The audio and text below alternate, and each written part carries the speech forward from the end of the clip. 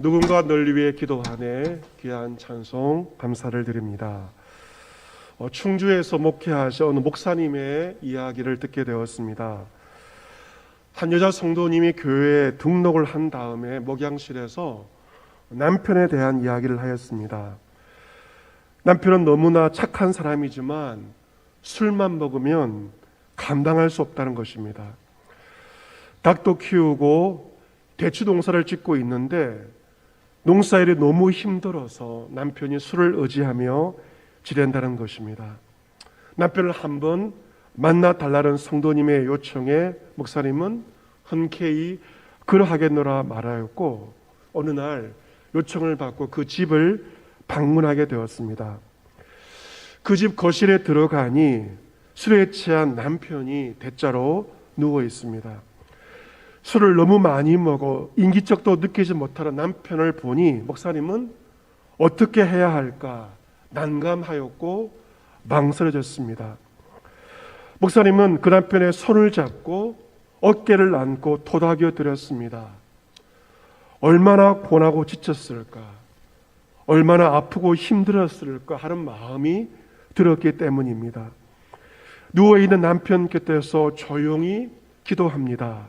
주님, 안아 주옵소서. 주님, 귀하게 여겨 주옵소서. 주님, 만나 주옵소서. 한동안 기도를 하다 보니 그 남편이 몸을 움직여 자리에 앉았고 목사님을 조용히 쳐다보았습니다. 목사님은 자신을 소개하고 오늘 기도하러 왔다라고 하면서 다시 한번 기도를 했습니다. 교회에 와서도 하루 종일 남편의 힘든 모습이 목사님의 눈에 계속 밟혔고 주님이 그를 만져주시기를 간절히 기도하였습니다. 다음 날 아침에 그 남편이 교회로 찾아온 것입니다. 목사님을 보자마자 수줍게 인사하더니 말하기를 목사님 풀어주세요라고 말한 것이었습니다. 무엇을 풀어드릴까 여쭤보니 목사님이 기도하고 돌아간 이후부터 술만 보면 역겨워서 술을 마실 수가 없다는 것입니다. 예전처럼 술을 먹고 술의 힘을 빌어서 일을 하고 싶은데 도저히 술을 마실 수 없으니 풀어달라고 목사님을 찾아온 것입니다. 목사님은 그 남편에게 예수 그리스도의 복음을 전하였습니다. 십자가에 우리의 모든 허물과 죄를 담당하신 예수님, 지금도 우리를 위해 간구하시는 예수님의 사랑에 대해 증거하였고 그 남편은 예수님을 영접하게 되었습니다. 남편은 그날 이후부터 새벽 기도를 드리기 시작하였고 세례를 받은 다음에 최근에는 집사의 직분을 받게 되었습니다. 집사님이 시를 썼다면서 교회 식당 중앙에 그림까지 그려서 걸어두게 되었는데 그 시 잠깐 소개해 드리겠습니다. 흔들려 중심 방향 잃었을 때, 참지 못하여 부딪혀 아파할 때, 가슴 응어리 북받쳐 올라 울분 토할 때, 지쳐 쓰러져 잡을 지푸라기 하나 없어 술로 벗삼으며 소통 통로 닫아버리고 날선 감정만 표출, 상대방 약점만 잡고 트집 잡으며 잡놈 노릇, 내가 마지막 선택한 곳 인생 벼랑길 정점, 나를 다시 일으켜 세워주신 주님, 목사님께서 인도해 주시고 안아주며 기도해 주셔 그분 예수님 만나 사랑이 어디서 왔는지 깨달음을 얻었네.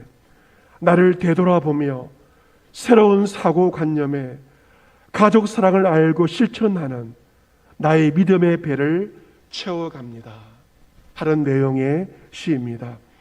이 모든 일들 목사님을 통해 성령께서 남편에게 행하신 놀라운 은혜입니다. 오늘 성경 본문을 통하여서 사도 베드로를 통하여 하나님께서 성령께서 행하신 놀라운 일들이 오늘 본문에 기록되어 있습니다. 오순절날 다락방에 모여 기도에 전념하던 베드로와 성도들에게 성령께서 임하십니다. 그들은 성령 충만하였고 방언을 하였습니다.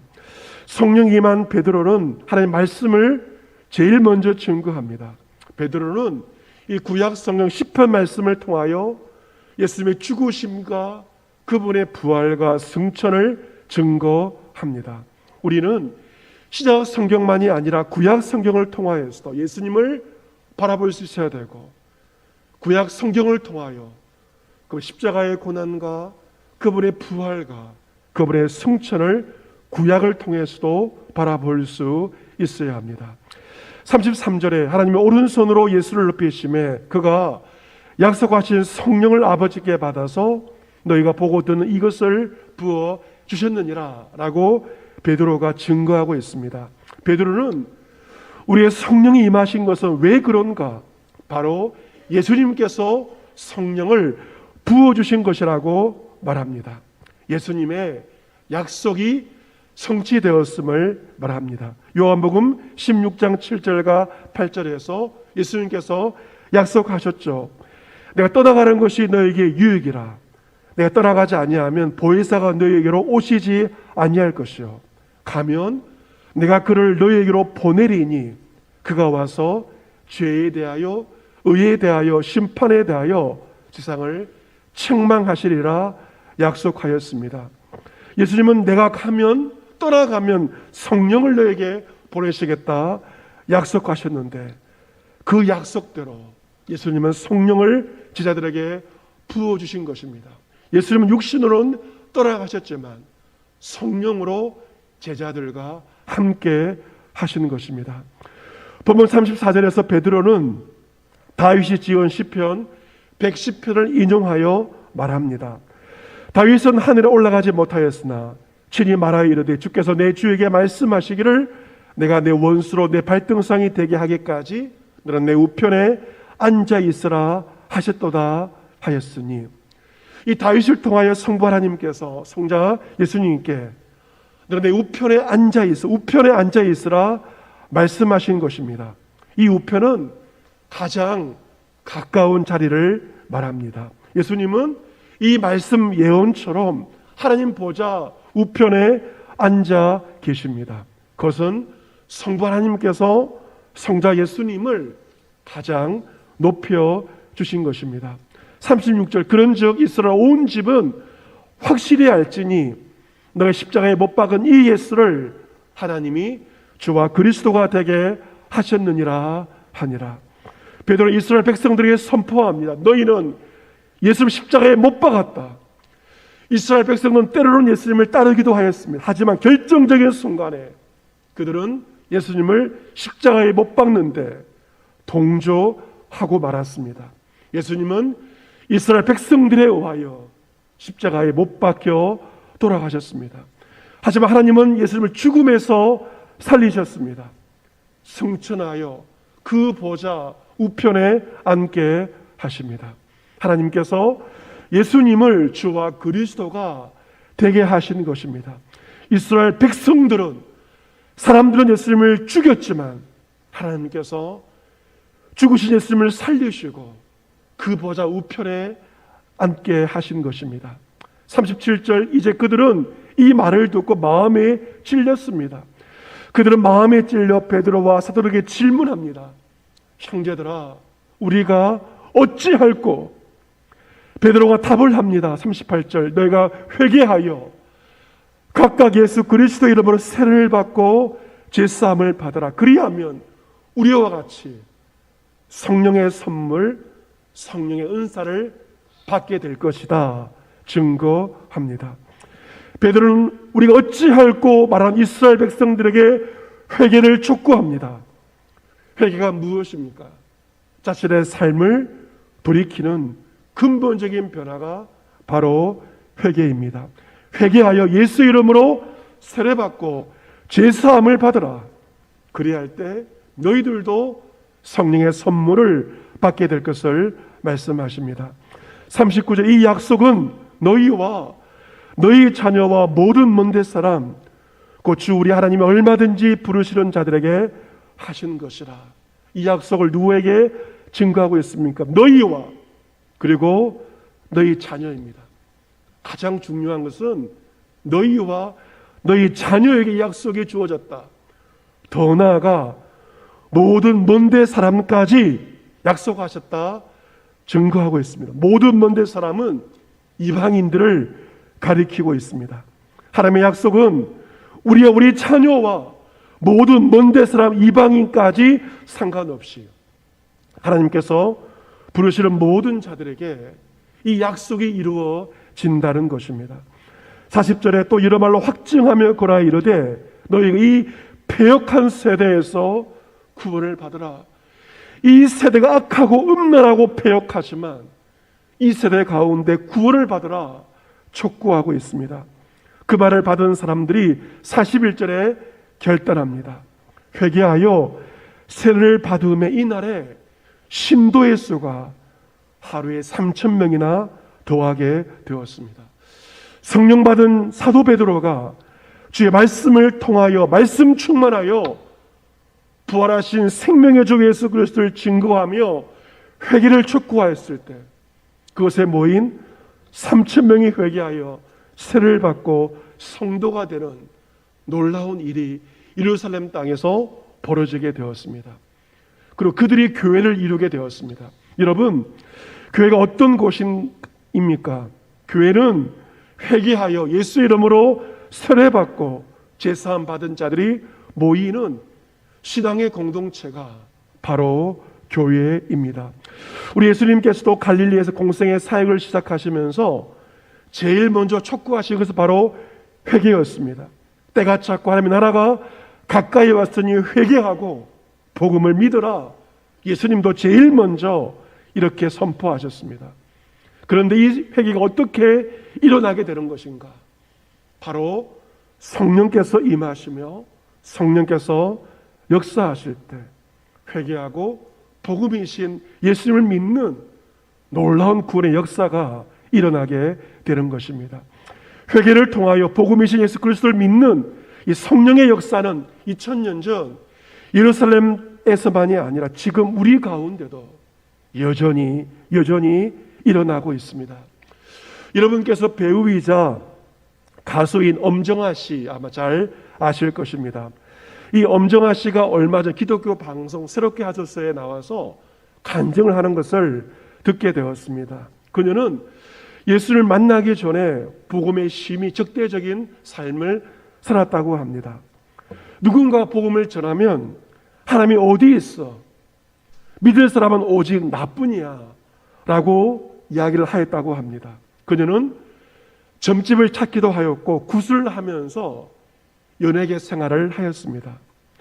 그러다 어느 날 2007년 그녀의 갑자기 하나님을 찾고자 하는 마음이 들게 되었다고 합니다.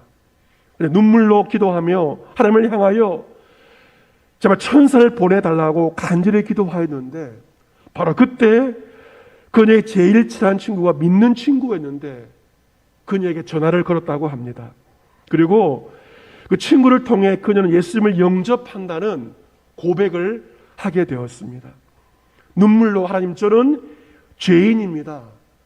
자신의 죄인임을 고백하였고 회개를 통하여 예수님을 자신의 주와 그리스도로 전화를 통하여 영접하며 고백을 하게 되었습니다.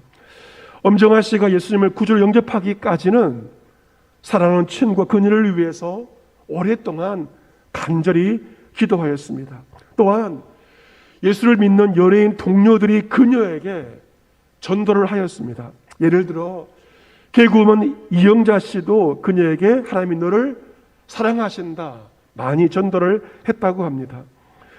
그때는 그런 말을 들을 때 오그라든다고 말하였지만 이런 친구들의 눈물의 기도와 전도가 씨앗이 되어서 마침내 열매를 거둔 것입니다.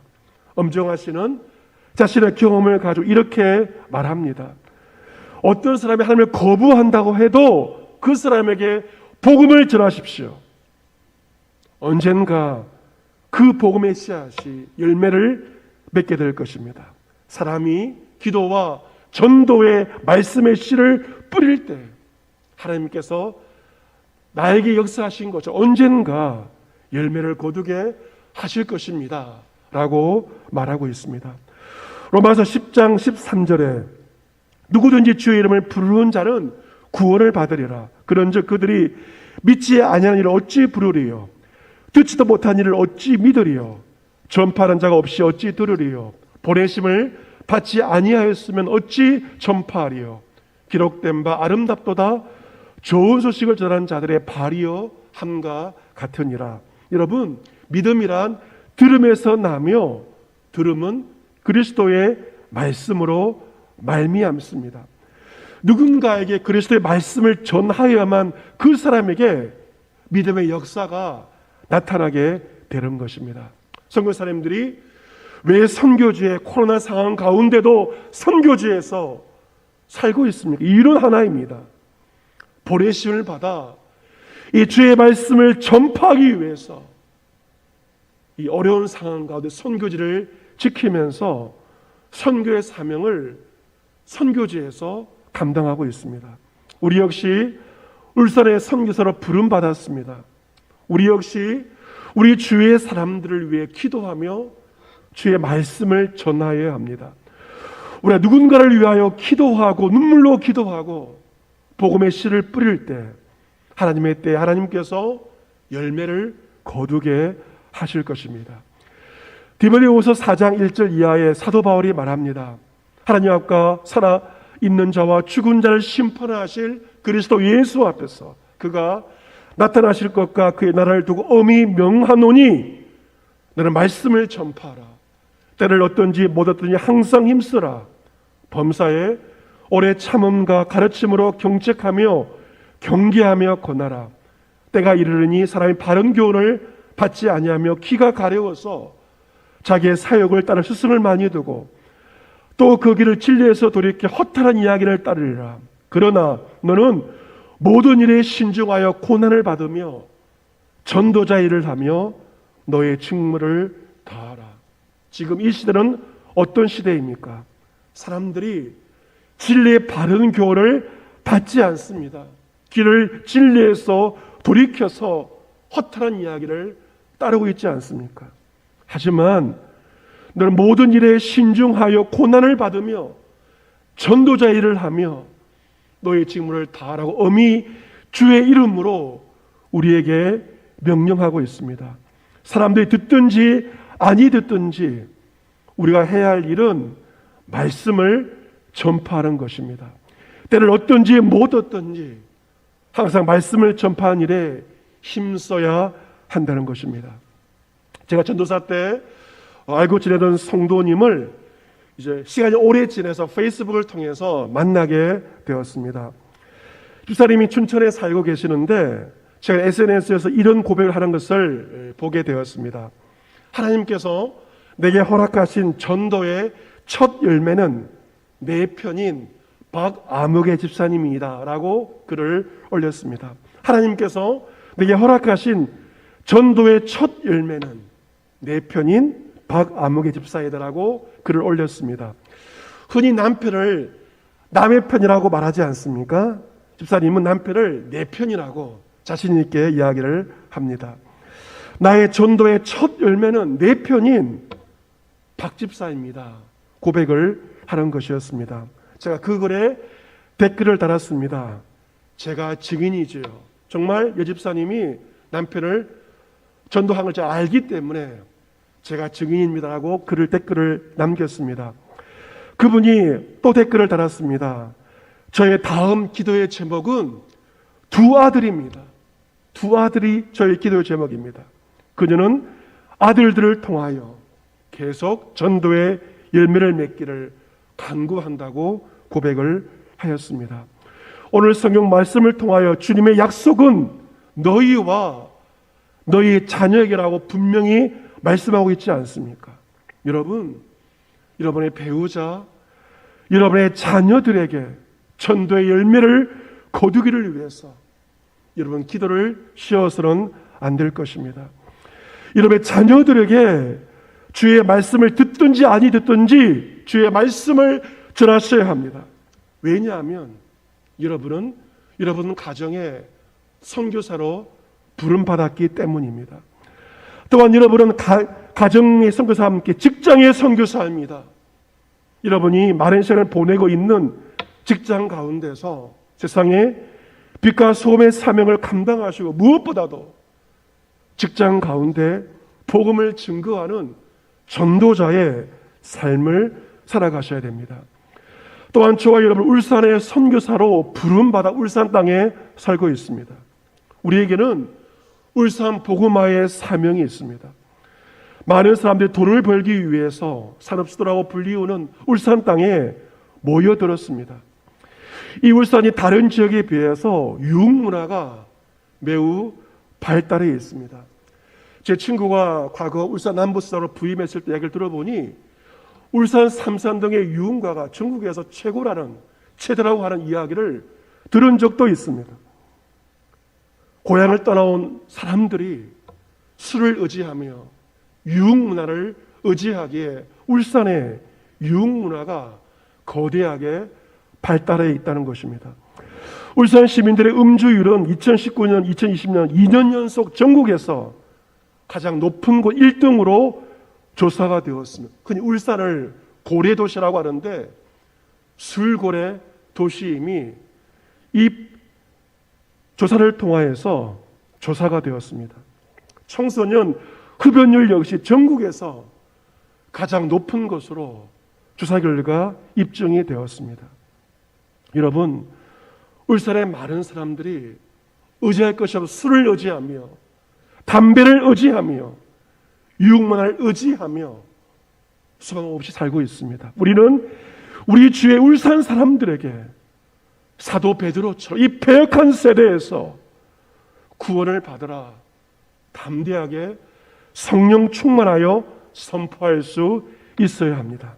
하나님께서 오늘도 우리들을 통하여 울산 땅 가운데 회개와 구원의 역사를 이루시기를 원하고 계십니다. 우리는 단지 기도하고 말씀을 전할 뿐이지만 역사하시는 분은 성령 하나님이십니다. 사도 베드로처럼 성령 충만, 말씀 충만하여 부활하신 예수 그리스도, 성령을 보내신 예수 그리스도를 담대하게 증거함으로 주께서 예배하신 뭇 영혼들이 회개하여 주께로 돌아오는 사도행전의 놀라운 회개와 구원의 역사가 여러분을 통하여 여러분의 가정 가운데, 자녀 손들 가운데, 우리가 살고 있는 울산 땅 가운데 불일듯 일어날 수 있게 되기를 주 예수 그리스도의 이름으로 축복합니다. 아멘.